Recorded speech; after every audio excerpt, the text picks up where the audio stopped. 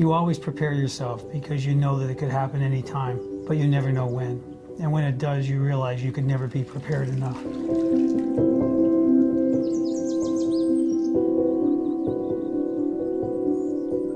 My history with kidney disease really started when I was 8 months old. I was diagnosed with a kidney infection, quite a severe one, but unfortunately wasn't given an antibiotic. And so my kidneys failed when I was 26 years old. When I was 31, I had my first transplant. It was a perfect match and lasted 23 and a half years. Essentially, my life went back to normal. Things were much better. After the first transplant, we were able to go away and do things. We could visit Gail's family. And over time, we started canoeing up in the far north as a substitute for going to exotic locales.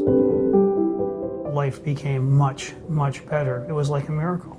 Just to have someone who was healthy was remarkable.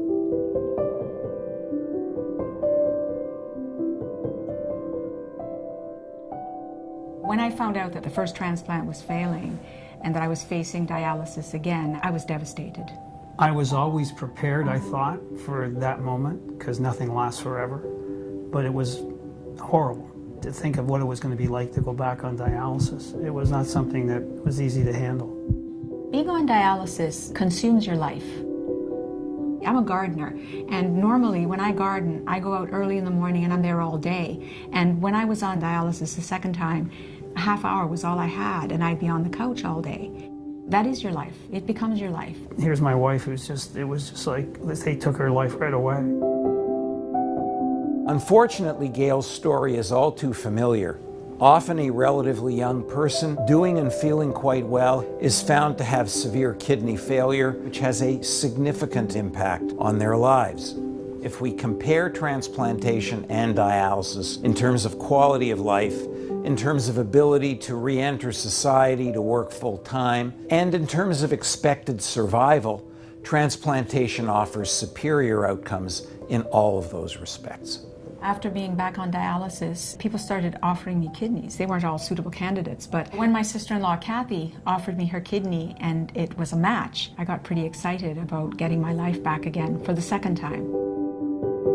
Every day, we get closer to a world where transplants are easier, safer, and more likely to succeed. When I first started working with kidney transplant patients in the 70s, the success rate at 1 year was 50%. Now it's close to 95%. With thousands of patients like Gail waiting with their lives on hold, we cannot work fast enough to make this dream a reality. But it's not just transplants that save lives. As physician-in-chief, head of medicine at University Health Network, I cannot stress enough that there is a strong need for support throughout many of our program areas, which treat a range of important and complex medical conditions. When you give to Toronto General and Western Hospital Foundation, you give people hope by funding some of the most innovative research in the world. You keep families together by helping to ensure life-saving treatments and surgeries are possible. And you inspire our patients with the courage to keep fighting by helping to fund the most advanced medical equipment. I'm very happy to be able to help the foundation because I'm aware of the impact of how it changes lives. When a life is on the line, every dollar matters. That's why I'm urging you to join me in supporting Toronto General and Western Hospital Foundation by making a $1,500 gift today. Your donation will keep us at the forefront of life-saving research, world-class patient care, and help us to acquire the most advanced medical equipment, like the kind that gave Gail her life back.